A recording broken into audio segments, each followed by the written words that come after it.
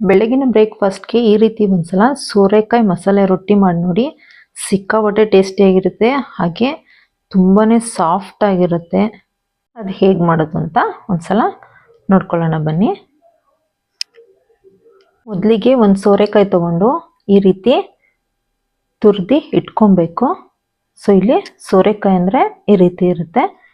ಹಾಗೆ ಒಂದು ಬೌಲಿಗೆ ಒಂದು 2 ಕಪ್ ಆಗುವಷ್ಟು ಅಕ್ಕಿ ಹಿಟ್ಟು ತೊಗೊಂಡಿದ್ದೀನಿ. 1 ಕಪ್ಪು ಮೈದಾ ಹಿಟ್ಟು, 1/4 ಕಪ್ಪು ಕಡಲೆ ಹಿಟ್ಟು, 1/4 ಕಪ್ಪು ಚಿರೋಟಿ ರವೆ ಹಾಕ್ಕೊಂಡು ರುಚಿಗೆ ತಕ್ಕಷ್ಟು ಉಪ್ಪನ್ನು ಸೇರಿಸಿ ಒಂದ್ಸಲ ಚೆನ್ನಾಗಿ ಮಿಕ್ಸ್ ಮಾಡ್ಕೋಬೇಕು. ಮಿಕ್ಸ್ ಮಾಡಿಕೊಂಡು ಈಗ ತುರಿದಿಟ್ಕೊಂಡಿರುವಂಥ ಸೋರೆಕಾಯಿ, ಹಾಗೆ 1 ಕಪ್ ಆಗುವಷ್ಟು ಸಬ್ಬಕ್ಕಿ ಸೊಪ್ಪು, 1 ಕಪ್ಪು ಕೊತ್ತಂಬರಿ ಸೊಪ್ಪು, 1/4 ಕಪ್ ಆಗುವಷ್ಟು ಕರಿಬೇವಿನ ಸೊಪ್ಪು, ಒಂದು ಚಿಕ್ಕದಾಗಿ ಕಟ್ ಮಾಡ್ಕೊಂಡಿರೋ ಈರುಳ್ಳಿ, ಚಿಕ್ಕದಾಗಿ ಕಟ್ ಮಾಡ್ಕೊಂಡಿರೋ ತೆಂಗಿನಕಾಯಿ ಪೀಸು, ಸ್ವಲ್ಪ ಕಡಲೆ ಬೀಜ ಪುಡಿ, ಹಾಗೆ ಸ್ವಲ್ಪ ಜೀರಿಗೆ ಪುಡಿ, 1 ಕಪ್ ಆಗುವಷ್ಟು ಕ್ಯಾರೆಟ್ ತುರಿ ಹಾಕ್ಕೊಂಡು ಚೆನ್ನಾಗಿ ಒಂದ್ಸಲ ಮಿಕ್ಸ್ ಮಾಡಿಕೊಂಡು ಇಲ್ಲಿ ನಾನು ಬಿಸಿ ನೀರನ್ನು ಇದಕ್ಕೆ ಸೇರಿಸ್ತಾ ಇದ್ದೀನಿ.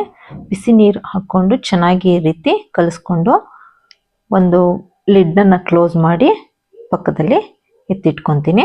ಈ ಒಂದು ಹೋಳಿಗೆ ಶೀಟ್ನ ತಗೊಂಡು ಅದಕ್ಕೆ ಸ್ವಲ್ಪ ಎಣ್ಣೆನ ಚೆನ್ನಾಗಿ ಹಾಕ್ಕೊಂಡು ಒಂದೊಂದೇ ಉಂಡೆ ತಗೊಂಡು ಈ ರೀತಿ ತೆಳುವಾಗಿ ತಟ್ಕೊಂಡು ಇವಾಗ ಕಾದಿರುವಂಥ ತವ ಮೇಲೆ ಈ ರೊಟ್ಟಿ ಹಿಟ್ಟೇನಿತ್ತು ಅದನ್ನು ಹಾಕಿ ಎರಡೂ ಸೈಡು ಚೆನ್ನಾಗಿ ಎಣ್ಣೆ ಅಥವಾ ತುಪ್ಪ ಇಲ್ಲ ಬೆಣ್ಣೆ ಹಾಕ್ಕೊಂಡು ಚೆನ್ನಾಗಿ ಬೇಯಿಸ್ಕೊಂಡ್ರೆ ಸೂಪರ್ ಟೇಸ್ಟಿಯಾಗಿರುವಂಥ ಸೋರೆಕಾಯಿ ರೊಟ್ಟಿ ರೆಡಿ.